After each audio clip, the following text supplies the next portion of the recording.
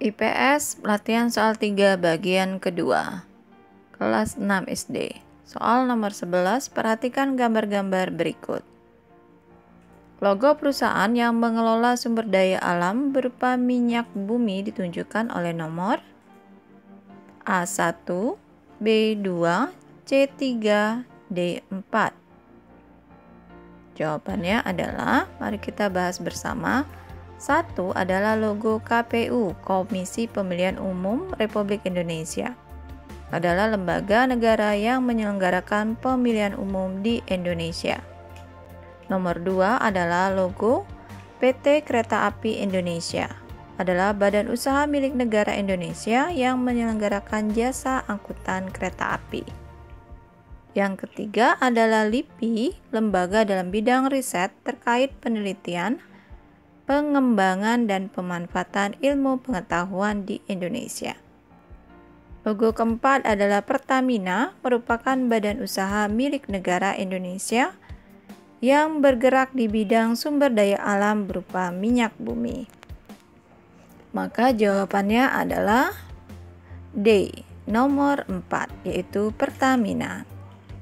Nomor 12, pedagang yang menyalurkan barang secara langsung dari pabrik disebut A. Produsen, B. Konsumen, C. Distributor, D. Pialang atau broker. Mari kita bahas bersama. Produsen adalah individu atau badan usaha yang melakukan kegiatan produksi barang atau jasa. Jadi yang menghasilkan barang atau jasa. Konsumen adalah orang yang membeli atau memakai produk atau layanan dari produsen. Distribusi adalah aktivitas menyalurkan atau mendistribusikan barang atau jasa. Pihak yang melakukan proses distribusi disebut dengan distributor. Pialang atau broker adalah individu atau perusahaan yang berperan sebagai perantara jual dan beli saham di pasar modal atau perdagangan berjangka. Jadi pedagang tersebut merupakan distributor karena menyalurkan barang langsung dari pabrik. Jawabannya adalah C. Nomor 13. Salah satu sikap mencintai produk dalam negeri dapat ditunjukkan dengan cara A. Merasa bangga saat memakai sepatu merek ternama dari luar negeri. B. Merasa malu saat memakai tas buatan perajin kulit dari dalam negeri. C. Merasa gengsi saat memakai sepatu produksi perajin dari dalam negeri. D. Merasa bangga saat memakai baju batik produksi perajin dari dalam negeri. Jawabannya adalah D. Jadi sikap mencintai produk dalam negeri dapat ditunjukkan dengan cara merasa bangga saat memakai baju batik produksi perajin dari dalam negeri.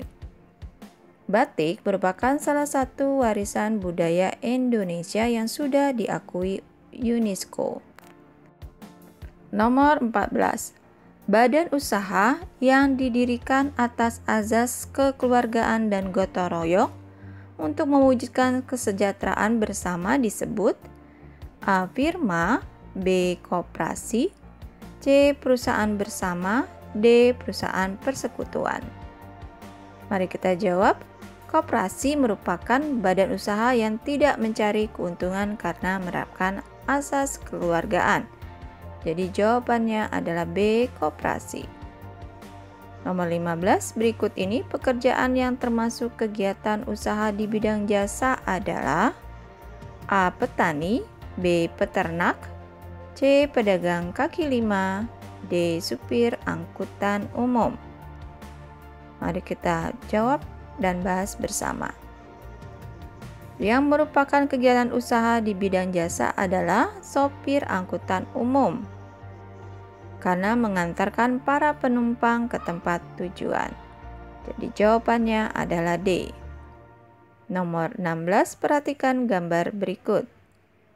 Masjid pada gambar merupakan masjid peninggalan kerajaan Aceh yang dibangun pada masa pemerintahan A. Raden Patah, B. Sultan Iskandar Muda, C. Sultan Ageng Tirtayasa, D. Sultan Ali Muhayyad Shah.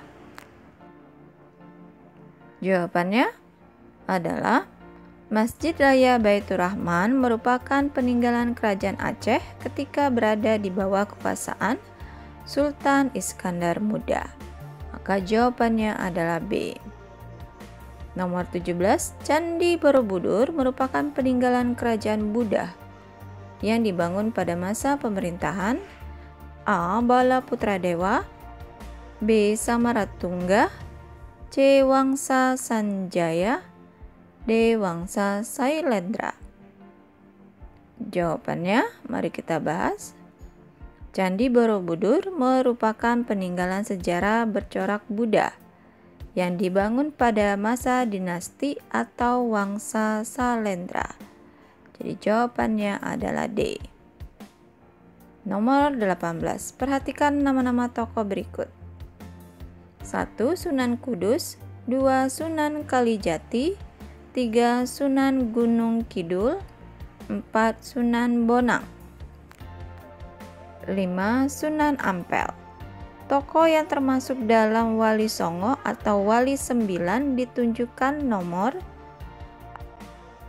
1, 2, dan 3, B, 1, 3, dan 4, C, 1, 4, dan 5, D, 2, 3, dan 5. Mari kita jawab bersama.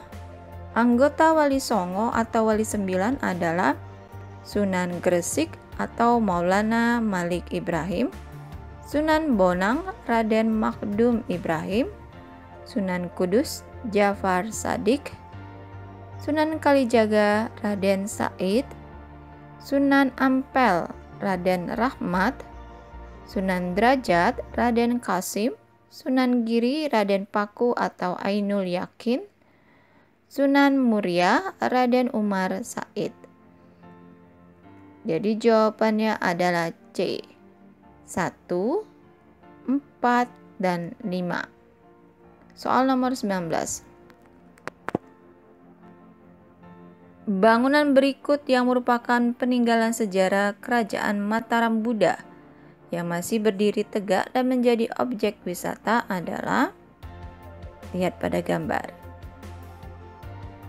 Jawabannya adalah peninggalan sejarah Kerajaan Mataram Buddha yang masih berdiri menjadi tempat wisata hingga saat ini adalah Candi Borobudur. Cara Candi Borobudur yaitu pada gambar A.